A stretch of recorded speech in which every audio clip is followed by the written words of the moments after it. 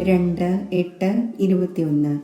ബാബു പറയുന്നു, മധുരമായ കുട്ടികളെ, എങ്ങനെയാണോ ബാബ അപകാരികളുടെ മേലും ഉപകാരം ചെയ്യുന്നത്, അതേപോലെ നിങ്ങളും ഫാദറിനെ ഫോളോ ചെയ്യൂ. സുഖദായി ആകൂ.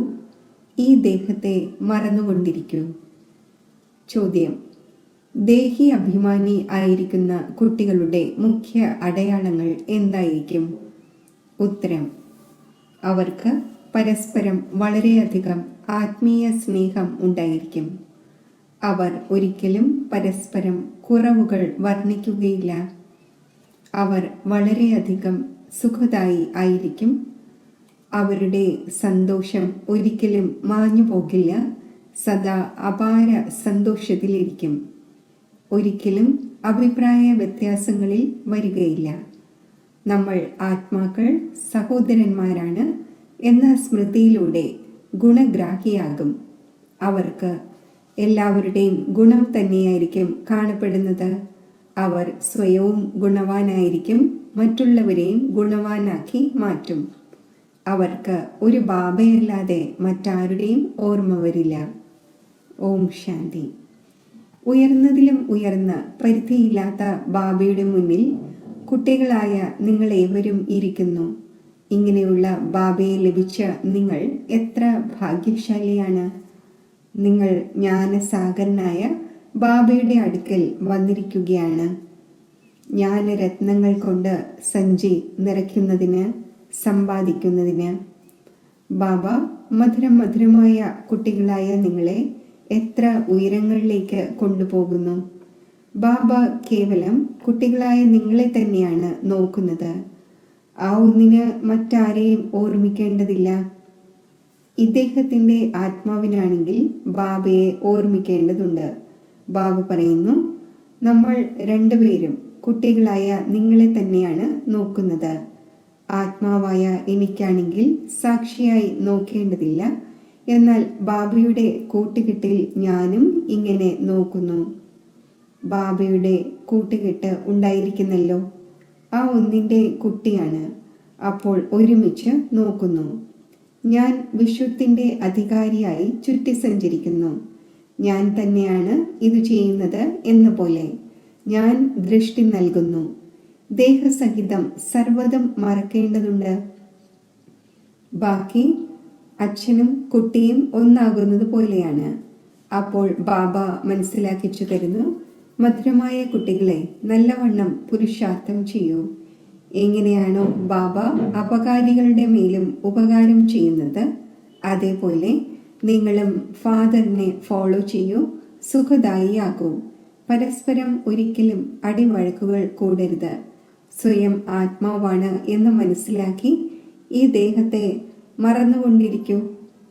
കേവലം ഒരു ബാബയുടേതല്ലാതെ മറ്റാരുടെയും ഓർമ്മ വരരുത്. ഇതും ജീവിച്ചിരിക്കെ മൃത്യുവിൻ്റെ അവസ്ഥ പോലെയാണ്. ഈ ലോകത്ത് നിന്നും മരിച്ചതുപോലെ. താങ്കൾ മരിച്ചു എങ്കിൽ ലോകം മരിച്ചു എന്ന് പറയുന്നുണ്ട്. ഇവിടെ നിങ്ങൾക്ക് ജീവിച്ചിരിക്കെ മരിക്കേണ്ടതുണ്ട്. ശരീരത്തിൻ്റെ ബോധം ഇല്ലാതാക്കിക്കൊണ്ടിരിക്കൂ. ഏകാന്തതയിൽ ഇരുന്ന് അഭ്യസിച്ചു കൊണ്ടിരിക്കൂ. രാവിലെ ഏകാന്തതയിൽ ഇരുന്ന് സ്വയം തന്നോട് സംസാരിക്കൂ. വളരെ ഉന്മേഷത്തോടെ ബാബയെ ഓർമ്മിക്കൂ. ബാബ, ഇപ്പോൾ നമ്മൾ അങ്ങയുടെ മടിത്തട്ടിൽ ഇതാ വന്നു കഴിഞ്ഞു. ഒന്നിൻ്റെ ഓർമ്മയിൽ തന്നെ ശരീരത്തിൻ്റെ അന്ത്യമുണ്ടാകണം. ഇതിനെയാണ് ഏകാന്തം എന്ന് പറയുന്നത്. ബാബയെ ഓർമ്മിച്ച് ഈ ശരീരമാകുന്ന ചർമ്മം വേർപെടും. നിങ്ങൾക്കറിയാം, ഈ പഴയ ലോകവും പഴയ ദേഹവും ഇല്ലാതാകാൻ പോകുന്നു. ബാക്കി പുരുഷാർത്ഥത്തിന് വേണ്ടി ഒരൽപ്പം സംഗമത്തിലെ സമയമാണുള്ളത്. കുട്ടികൾ ചോദിക്കുന്നു, ബാബ, ഈ പഠനം ഏതുവരെ തുടരും? ബാബ പറയുന്നു, ദൈവിക രാജധാനി സ്ഥാപിതമാകുന്നതുവരെയും കേൾപ്പിച്ചുകൊണ്ടിരിക്കും. പിന്നെ പുതിയ ലോകത്തിലേക്ക് ട്രാൻസ്ഫർ ആകും. ഇത് പഴയ ശരീരമാണ്. എന്തെങ്കിലുമൊക്കെ കർമ്മഭോഗ് നടന്നുകൊണ്ടിരിക്കും. ഇതിൽ ബാബ സഹായിച്ചെങ്കിൽ എന്ന പ്രതീക്ഷ വയ്ക്കുവാൻ പാടില്ലാത്തതാണ്. പാപ്പരായി രോഗമുണ്ടായി. ബാബ പറയും, ഇത് നിങ്ങളുടെ കണക്കാണ്. എങ്കിലും യോഗത്തിലൂടെ ആയുസ് വർദ്ധിക്കും. സ്വയം പ്രയത്നിക്കൂ, കൃപ യാചിക്കരുത്. ബാബയെ എത്ര ഓർമ്മിക്കുമോ ഇതിൽ തന്നെയാണ് മംഗളമുള്ളത്. എത്ര സാധിക്കുമോ യോഗബലത്തിലൂടെ കാര്യങ്ങൾ നടത്തൂ. ഭക്തിമാർഗത്തിൽ പാടുന്നു, എന്നെ ഇമകളിൽ ഒളിപ്പിക്കൂ എന്ന്. പ്രിയ വസ്തുവിനെ പ്രകാശരത്നം, പ്രാണപ്രിയം എന്ന് പറയുന്നു. ഈ ബാബയാണെങ്കിൽ വളരെ പ്രിയമായതാണ്, എന്നാൽ ഗുപ്തമാണ്.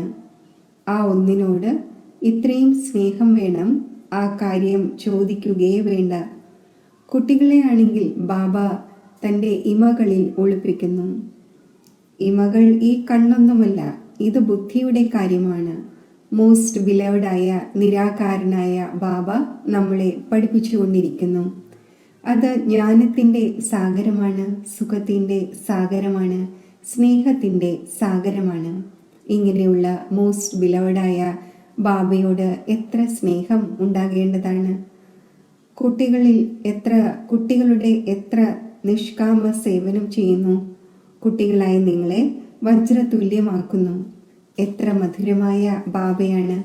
എത്ര നിരഹങ്കാരിയായി കുട്ടികളായ നിങ്ങളുടെ സേവനം ചെയ്യുന്നു.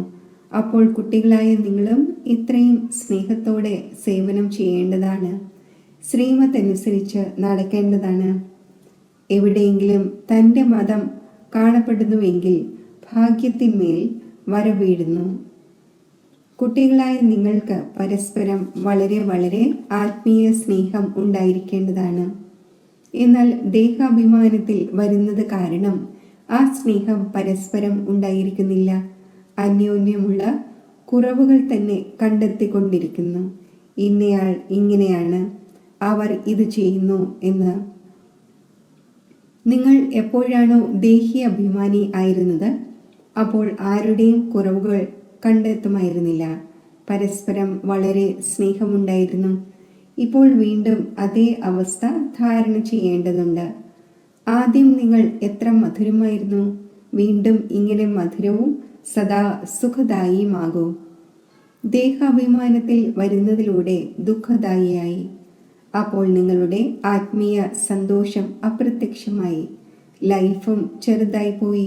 ഇപ്പോൾ വീണ്ടും ബാബ വന്നിരിക്കുന്നു നിങ്ങളെ സദോ പ്രധാനമാക്കി സദാ സുഖദായി ആക്കുവാൻ. നിങ്ങൾ എത്ര ബാബയെ ഓർമ്മിച്ചുകൊണ്ടിരിക്കുമോ അത്രയും കുറവുകൾ മാറിക്കൊണ്ടിരിക്കും. അഭിപ്രായ വ്യത്യാസങ്ങൾ മാറിക്കൊണ്ടിരിക്കും. നമ്മൾ സഹോദരന്മാരാണ് എന്ന ദൃഢ ഓർമ്മയുണ്ടായിരിക്കണം. ആത്മാവ് സഹോദരങ്ങളാണ് എന്ന് നോക്കുന്നതിലൂടെ സദാ ഗുണങ്ങൾ തന്നെ കാണപ്പെടും. എല്ലാവരെയും ഗുണവാനാക്കുന്നതിൽ പരിശ്രമിക്കൂ. അവഗുണങ്ങൾ ഉപേക്ഷിച്ച് ഗുണങ്ങളെ ധാരണം ചെയ്യൂ.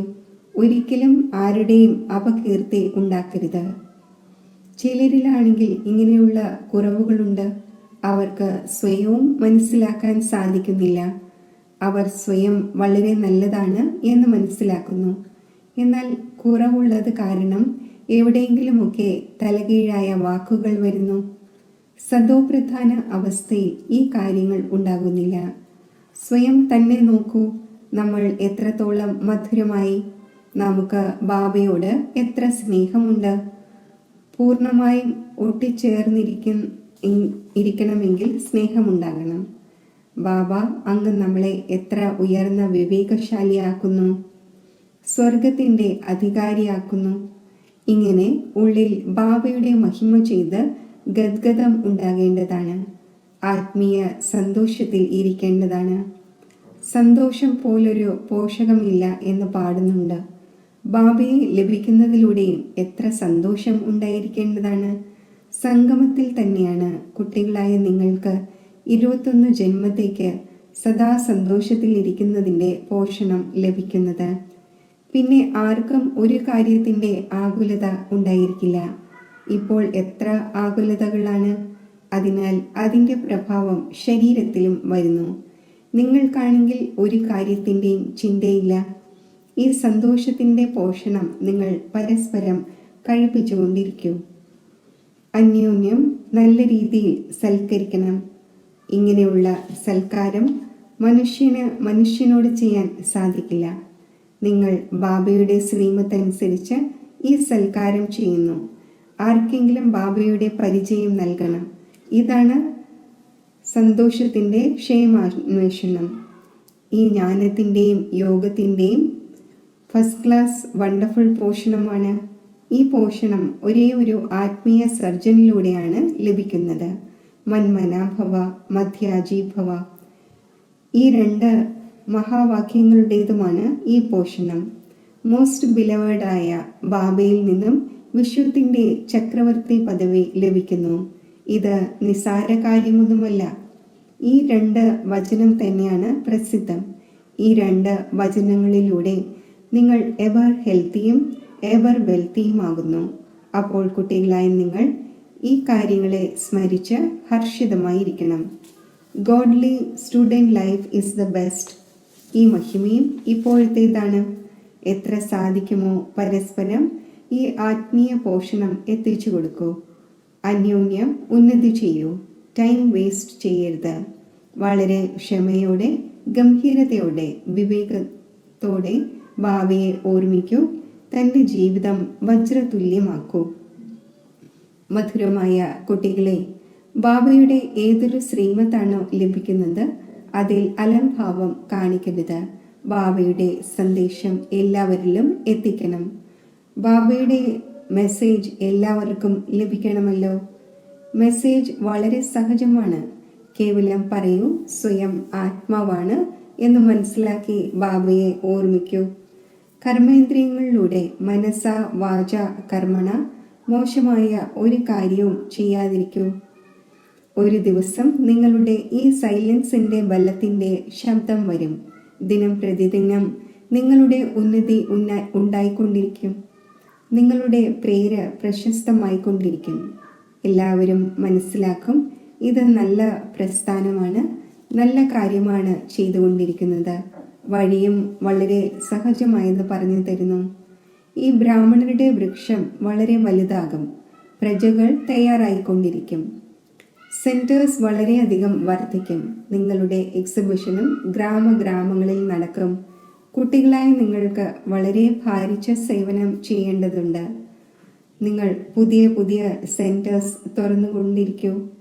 അതിൽ അനേകം മനുഷ്യർ വന്ന് തങ്ങളുടെ ജീവിതം വജ്രതുല്യം ആക്കിക്കൊണ്ടിരിക്കും. നിങ്ങൾ വളരെ സ്നേഹത്തോടെ പരസ്പരം സംരക്ഷിക്കണം. പാവങ്ങൾ ആരുടെയെങ്കിലും പാദങ്ങൾ വഴുതി പോകാതിരിക്കട്ടെ. എത്രത്തോളം അധികം സെൻറ്റേഴ്സ് ഉണ്ടാകുമോ അത്രയും കൂടുതൽ പേർ വന്ന് ജീവദാനം നേടും. എപ്പോഴാണ് കുട്ടികളായ താങ്കളുടെ പ്രഭാവം ഉണ്ടാകുന്നത് അപ്പോൾ വളരെ പേർ വിളിക്കും, ഇവിടെ വന്ന് നമ്മളെ മനുഷ്യനിൽ നിന്നും ദേവതയാക്കുന്നതിൻ്റെ രാജയോഗം പഠിപ്പിക്കും. മുന്നോട്ട് പോകുമ്പോൾ വളരെയധികം ആഘോഷമുണ്ടാകും. അതേ ഭഗവാൻ ആവോയിൽ വന്നിരിക്കുകയാണ് എന്ന് കുട്ടികളായ നിങ്ങൾ കണ്ടുകൊണ്ടിരിക്കുന്നു. ഈ സമയം പഴയ ലോകത്തിൽ അനേകം ഇൻ്റർനാഷണൽ പ്രശ്നങ്ങളുണ്ട്. ഇപ്പോൾ ഈ എല്ലാ പ്രശ്നങ്ങളും സമാപ്തമാകാൻ പോകുന്നു. നിങ്ങൾ ഇതിൽ ആകുലപ്പെടേണ്ടതില്ല. നിങ്ങൾ എല്ലാവരെയും കേൾപ്പിക്കൂ. ഇതിൽ ആകുലപ്പെടാതിരിക്കൂ. ഇപ്പോൾ ഈ പഴയ ലോകം ഇതാ പോയിക്കഴിഞ്ഞു. ഇതിനോട് മോഹം വയ്ക്കാൻ പാടില്ല. അഥവാ മോഹമുണ്ടായിരിക്കുകയാണെങ്കിൽ, ഹൃദയം ശുദ്ധമല്ല എങ്കിൽ അപാര സന്തോഷവും നിലനിൽക്കില്ല. കുട്ടികൾക്ക് അളവറ്റ ജ്ഞാനധനത്തിൻ്റെ ഖജനാവ് ലഭിച്ചുകൊണ്ടിരിക്കുന്നു. അപ്പോൾ അപാര സന്തോഷം ഉണ്ടായിരിക്കേണ്ടതാണ്. എത്രത്തോളം ഹൃദയം ശുദ്ധമാകുന്നു അത്രയും മറ്റുള്ളവരെയും ശുദ്ധമാക്കും. യോഗത്തിൻ്റെ സ്ഥിതിയിലൂടെ തന്നെയാണ് ഹൃദയം ശുദ്ധമാകുന്നത്. കുട്ടികളായ നിങ്ങൾക്ക് യോഗി ആക്കുന്നതിൻ്റെയും താല്പര്യം ഉണ്ടായിരിക്കണം. അഥവാ ദേഹത്തിൽ മോഹമുണ്ടെങ്കിൽ, ദേഹാഭിമാനം ഉണ്ടായിരിക്കുന്നു എങ്കിൽ മനസ്സിലാക്കൂ, നമ്മുടെ അവസ്ഥ വളരെ അപക്വമാണ്. ദേഹി അഭിമാനികളായ കുട്ടികൾ തന്നെയാണ് സത്യമായ ഡയമണ്ട് ആകുന്നത്. അതിനാൽ എത്ര സാധിക്കുമോ ദേഹി അഭിമാനി ആകുന്നത് അഭ്യസിക്കൂ. ശരി, മധുരമധുരമായ സിഖിലതെ കുട്ടികൾക്ക് മാതാവും പിതാവുമായ ബാപ്ദാദയുടെ സ്നേഹസ്മരണകൾ. Good morning. ആത്മീയ അച്ഛൻ്റെ ആത്മീയ കുട്ടികൾക്ക് നമസ്തേ. ധാരണയ്ക്കുള്ള മുഖ്യസാരം: ബാബയ്ക്ക് സമാനം നിരഹങ്കാരിയായി വളരെ സ്നേഹത്തോടെ എല്ലാവരുടെയും സേവനം ചെയ്യണം. ശ്രീമത് അനുസരിച്ച് നടക്കണം. തൻ്റെ മതമനുസരിച്ച് നടന്ന് ഭാഗ്യത്തിൻ്റെ മേൽ വര വരയ്ക്കരുത്. സംഗമത്തിൽ ബാബയിലൂടെ സന്തോഷത്തിൻ്റെ ഏതൊരു പോഷണമാണോ ലഭിച്ചത്, ആ പോഷണം കഴിക്കുകയും കഴിപ്പിക്കുകയും ചെയ്തുകൊണ്ടിരിക്കണം. തൻ്റെ ടൈം വേസ്റ്റ് ചെയ്യരുത്. വളരെ ക്ഷമയോടെ, ഗംഭീരതയോടെ, വിവേകത്തോടെ ബാബയെ ഓർമ്മിച്ച് തൻ്റെ ജീവിതം വജ്രതുല്യമാക്കണം. വരദാനം: ഞാൻ എന്ന ഭാവം ത്യാഗം ചെയ്ത് സേവനത്തിൽ സദാ മുഴുകിയിരിക്കുന്ന ത്യാഗമൂർത്തിയും സേവാധാരിയുമായി ഭവിക്കട്ടെ. സേവാധാരിക്ക് സേവനത്തിൽ സഫലതയുടെ അനുഭൂതി ചെയ്യാൻ സാധിക്കുന്നത് ഞാൻ എന്ന ഭാവത്തിൻ്റെ ത്യാഗം ഉണ്ടാകുമ്പോഴാണ്. ഞാൻ സേവനം ചെയ്തുകൊണ്ടിരിക്കുന്നു, ഞാനാണ് സേവനം ചെയ്തത്. ഈ സേവാഭാവത്തിൻ്റെ ത്യാഗം ഞാനല്ല ചെയ്തത്, എന്നാൽ ഞാൻ ചെയ്യുന്നവനാണ്. ചെയ്യിപ്പിക്കുന്നവൻ ബാബയാണ്. ഞാനെന്ന ഭാവം ബാബയുടെ സ്നേഹത്തിൽ ലയിക്കട്ടെ. ഇതിനെയാണ് സേവനത്തിൽ സദാ ലയിച്ചിരിക്കുന്ന ത്യാഗമൂർത്തിയായ സത്യമായ സേവാധാരി എന്ന് പറയുന്നത്. ചെയ്യിപ്പിക്കുന്നവൻ ചെയ്യിച്ചുകൊണ്ടിരിക്കുന്നു, ഞാൻ നിമിത്തമാണ്. സേവനത്തിൽ ഞാനെന്ന ഭാവം മിക്സ് ആവുക എന്നാൽ മോഹത്തിൽ ബന്ധിതമാവുക എന്നാണ്. സത്യമായ സേവാധാരിയിൽ ഈ സംസ്കാരം ഉണ്ടായിരിക്കില്ല. സ്ലോഗൻ: വ്യർത്ഥത്തെ സമാപ്തമാക്കൂ, എങ്കിൽ സേവനത്തിൻ്റെ ഓഫർ മുന്നിൽ വരും. മാതേശ്വരിജിയുടെ അമൂല്യ മഹാവാക്യങ്ങൾ. ജീവിതത്തിലെ ആശകൾ പൂർത്തിയാകുന്നതിൻ്റെ സുഖകരമായ സമയം. നമ്മൾ എല്ലാ ആത്മാക്കളുടെയും വളരെ സമയമായുള്ള ഒരു ആശ ഇതായിരുന്നു: ജീവിതത്തിൽ സദാ സുഖശാന്തി ലഭിച്ചെങ്കിൽ. ഇപ്പോൾ വളരെയധികം ജന്മത്തിലെ ആശ എപ്പോഴാണ് പൂർത്തിയാവുക? ഇപ്പോൾ ഇത് നമ്മുടെ അന്തിമ ജന്മമാണ്. ആ അന്തിമ ജന്മത്തിൻ്റെയും അന്തിമമാണ്. ഞാനാണെങ്കിൽ ഇപ്പോൾ ചെറുതാണ് എന്ന് ആരും മനസ്സിലാക്കരുത്. ചെറിയവരായാലും വലിയവരായാലും സുഖം വേണമല്ലോ. എന്നാൽ ദുഃഖം ഏത് വസ്തു കാരണമാണ് ലഭിക്കുന്നത്, അതിൻ്റെയും ജ്ഞാനം ആദ്യം ആവശ്യമാണ്. ഇപ്പോൾ നിങ്ങൾക്ക് ജ്ഞാനം ലഭിച്ചു. ഈ 5 വികാരങ്ങളിൽ കുടുങ്ങുന്നത് കാരണമാണ് ഈ കർമ്മബന്ധനങ്ങൾ ഉണ്ടായത്. അതിനെ പരമാത്മാവിൻ്റെ ഓർമ്മയാകുന്ന അഗ്നിയിലൂടെ ഭസ്മമാക്കണം. ഇതാണ് കർമ്മബന്ധനത്തിൽ നിന്നും മുക്തമാകാനുള്ള സഹജ ഉപായം. ഈ സർവശക്തിമാനായ ബാബയെ നടക്കുമ്പോഴും ചുറ്റി സഞ്ചരിക്കുമ്പോഴും ഓരോ ശ്വാസത്തിലും ഓർമ്മിക്കും. ഇപ്പോൾ ഈ ഉപായം പറഞ്ഞു തരുന്നതിൻ്റെ സഹായം സ്വയം പരമാത്മാവ് വന്ന് ചെയ്യുന്നു. എന്നാൽ ഇതിൽ പുരുഷാർത്ഥം ഓരോ ആത്മാവിനും ചെയ്യേണ്ടതുണ്ട്. പരമാത്മാവാണെങ്കിൽ അച്ഛൻ്റെയും ടീച്ചറിൻ്റെയും ഗുരുവിൻ്റെയും രൂപത്തിൽ വന്ന് നമുക്ക് സമ്പത്ത് നൽകുന്നു. അപ്പോൾ ആദ്യം ആ ബാബയുടേതായി മാറണം. പിന്നെ ടീച്ചറിൽ നിന്നും പഠിക്കണം. ആ പഠനത്തിലൂടെ ഭാവിയിൽ ജന്മജന്മാന്തരങ്ങളിലേക്ക് സുഖത്തിൻ്റെ പ്രാപ്തി ഉണ്ടാകും. അതായത് ജീവൻ മുക്ത പദത്തിൽ പുരുഷാർത്ഥമനുസരിച്ച് പദവി ലഭിക്കുന്നു. ഗുരുവിൻ്റെ രൂപത്തിൽ പവിത്രമാക്കി മുക്തി നൽകുന്നു. അപ്പോൾ ഈ രഹസ്യത്തെ മനസ്സിലാക്കി ഇങ്ങനെയുള്ള പുരുഷാർത്ഥം ചെയ്യണം. ഈ സമയം പഴയ കണക്കുകൾ സമാപ്തമാക്കി പുതിയ ജീവിതം ഉണ്ടാക്കുന്നതിൻ്റെതാണ്. ഈ സമയം എത്ര പുരുഷാർത്ഥം ചെയ്ത് തൻ്റെ ആത്മാവിനെ പവിത്രമാക്കുമോ അത്രയും ശുദ്ധമായ റെക്കോർഡ് നിറയും. പിന്നെ മുഴുവൻ കൽപ്പത്തിലും തുടരും. അപ്പോൾ മുഴുവൻ കൽപ്പത്തിൻ്റെയും ആധാരം ഈ സമയത്തിൻ്റെ സമ്പാദ്യത്തിന്മേലാണ്. നോക്കൂ, ഈ സമയം തന്നെയാണ് ആദിമധ്യ അന്ത്യത്തിൻ്റെ ജ്ഞാനം നിങ്ങൾക്ക് ലഭിക്കുന്നത്. നമുക്ക് തന്നെയാണ് ദേവതയാകേണ്ടത്. നമ്മുടെ കയറുന്ന കലയാണ്. പിന്നെ അവിടെ പോയി പ്രാപ്തി അനുഭവിക്കും. അവിടെ ദേവതമാർക്ക് നമ്മൾ വീഴും എന്ന് പിന്നീടുള്ള കാര്യം അറിയില്ല.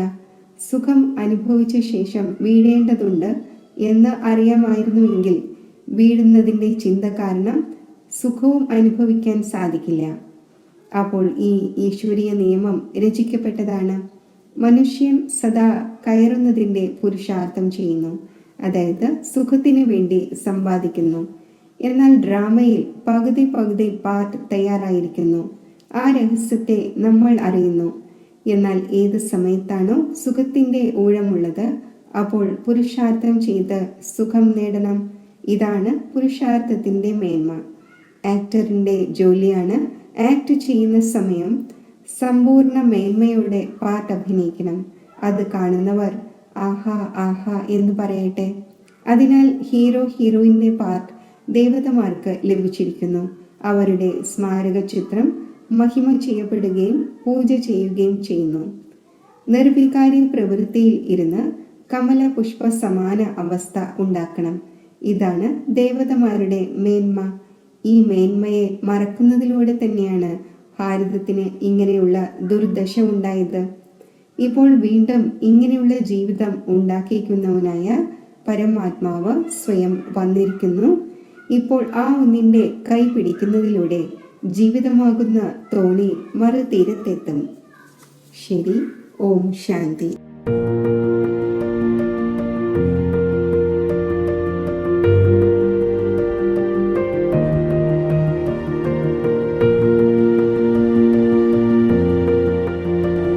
യോഗത്തിൻ്റെ അഭ്യാസം. യോഗേശ്വരനായ ബാബ ബ്രാഹ്മണ ജീവിതത്തിൻ്റെ ആദി വരദാനമായി നൽകിയ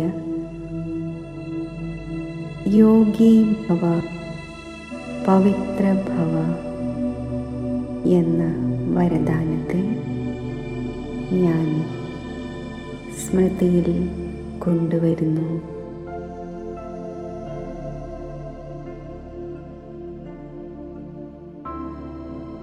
എൻ്റെ ആത്മസ്വരൂപത്തിൻ്റെ വാസ്തവിക അവസ്ഥയായ പവിത്രതയുടെ സ്ഥിതിയിൽ ഞാൻ സ്ഥിതി ചെയ്യുന്നു.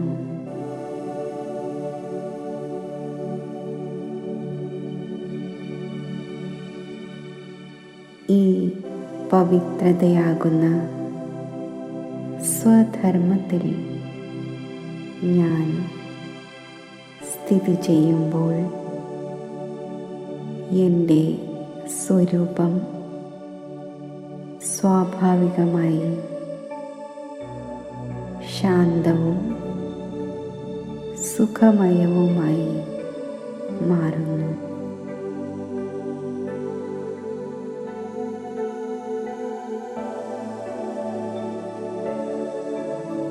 എൻ്റെ അനാദി സ്വരൂപം പവിത്രതയുടെയാണ്. ആ പരമ പവിത്ര സ്ഥിതി അനുഭവിക്കുന്നതിന് ഓർമ്മയുടെ യാത്രയിലൂടെ ഞാൻ പരമധാമത്തിൽ എത്തിച്ചേരുന്നു.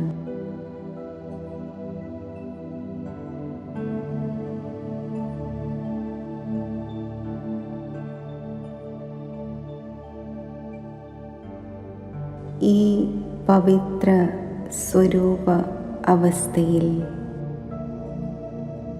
എൻ്റെ ആത്മഗ്രഹത്തിൽ ശിവബാബയുടെ സമീപം സ്ഥിതി ചെയ്യുന്നു.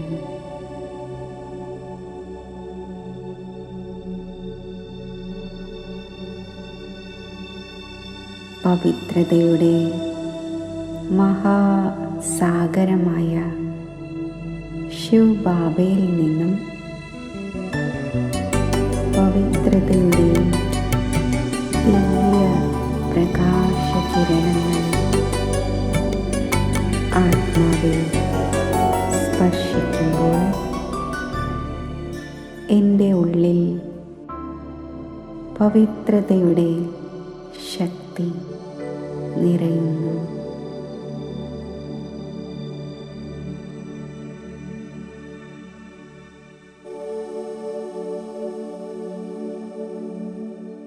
പവിത്രതയുടെ തിളക്കം വർദ്ധിക്കുന്നു.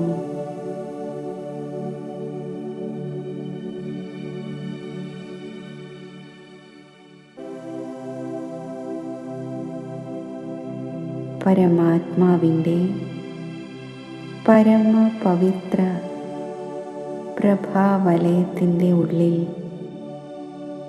സ്ഥിതി ചെയ്യുമ്പോൾ എന്നിൽ സ്വാഭാവികമായി മധുരതയുടെ ഗുണം ധാരണയാകുന്നു.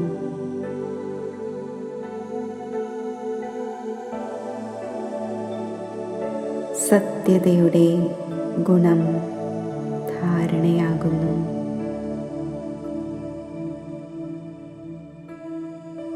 വിനയം ധാരണയാകുന്നു.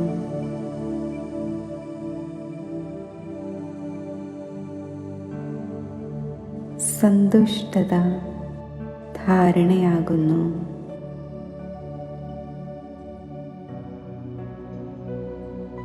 ഈ പവിത്ര അവസ്ഥയിൽ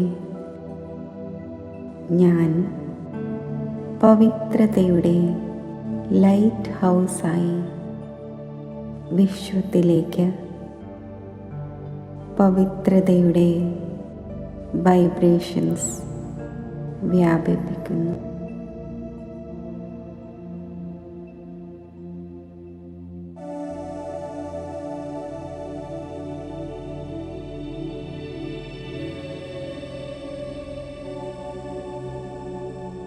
പരിധിയില്ലാത്ത ബാബയുടെ ഓർമ്മയിൽ ഈ ഉയർന്ന പവിത്ര സ്ഥിതിയിൽ സ്ഥിതി ചെയ്യുമ്പോൾ എൻ്റെ മനസ്സിൽ സഹജമായി സഹോദരഭാവം നിലനിർത്തുവാൻ കഴിയുന്നു.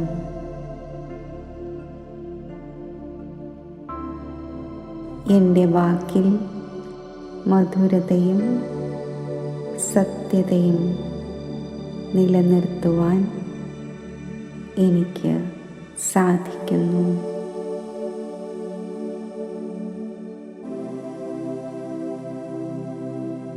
എൻ്റെ കർമ്മത്തിൽ വിനയവും സന്തുഷ്ടതയും നിലനിർത്തുവാൻ എനിക്ക് കഴിയുന്നു. സർവപ്രാപ്തികളുടെയും ആധാരമായ ഈ മഹാശക്തിയെ ഞാൻ ബാബയുടെ ഓർമ്മയാകുന്ന ഛത്രഛായയിൽ ഇരുന്ന് ദൃഢതാപൂർവം നിലനിർത്തും.